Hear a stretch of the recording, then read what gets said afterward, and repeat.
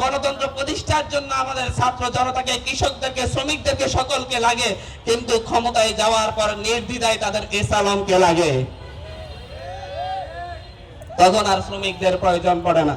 আমি আমার কথা বাড়াবো না, অনেক কথাই বলেছি। আমি বলি, এই সভ্যতাকে যদি বাঁচাতে হয়, এই দেশকে যদি বাঁচাতে হয়, আমার এই দেশের সরাসরি কায়িক শ্রমের সাথে জড়িত 65 থেকে 70% মানুষকে মর্যাদা দিতে হবে।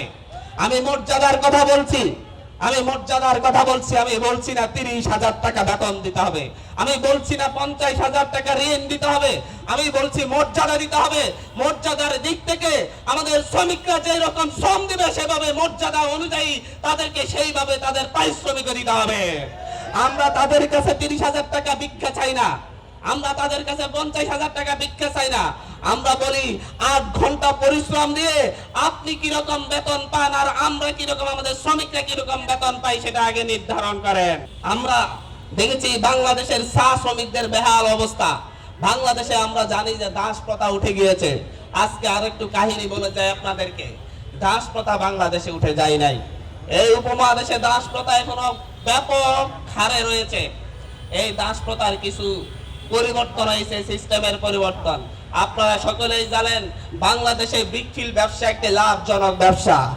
বড় বড় রাজনৈতিক নেতারা কেউ একবার চেয়ারম্যান হইলেই তারপরে সাথে সাথে একটা ব্রিকফিল্ড দাঁড় করায় ফেলে, একজন মেয়র হইলেই সাথে সাথে একটা ব্রিকফিল্ড দাঁড় করায় ফেলে। বাংলাদেশে মনে হয় কম এমপি পাওয়া যাবে যাদের 2-4টা ব্রিকফিল্ড রয়েছে। জানেন তো ব্রিকফিল্ডে যারা শ্রম দেয় তারা কিভাবে দেয়? 1 বছর আগে 6 মাস শ্রম দেওয়ার জন্য তাদের হাতে 50,000, 1 লাখ টাকা তুলে দেওয়া হয়, এবং এই 6 মাসের জন্য তাদেরকে কিনে নেওয়া হয়। এই 6 মাসের একদিন যদি তারা অসুস্থ থাকার কারণে, জ্বরের কারণে কিংবা অন্য কোনো রোগের কারণে একদিন যদি অনুপস্থিত থাকে, তার উপর নির্যাতন চালানো হয়। এইরকম অহরহ ঘটনা রয়েছে। আপনারা এই বিগ ফিল্ড গুলার কয়লার মাঝে অনেক অনেক শ্রমিকের দেহের ধ্বংসাবশেষ পাবেন। এটা চরম বাস্তবতা।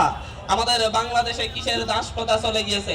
দাস প্রথা যদি দেখতে চান, উত্তরবঙ্গের সেই চা বাগান গুলাতে যান। শ্রমিকদেরকে জিম্মি করে তাদের কোনো পড়াশোনার ব্যবস্থা রাখা হয় না, তাদের খাবারের ব্যবস্থা রাখা হয় না। খাইতে হইলে আমার এখানে কাজ করে খাইতে হবে, থাকতে হলে আমার বাগানে কাজ করতে হবে, এটাই নিয়ম, এটাই নীতি। এবং এই দাসদেরকে ব্যবহার করে যুগের পর যুগ, প্রজন্ম থেকে প্রজন্মে মাত্র 130 টাকা ডেইলি,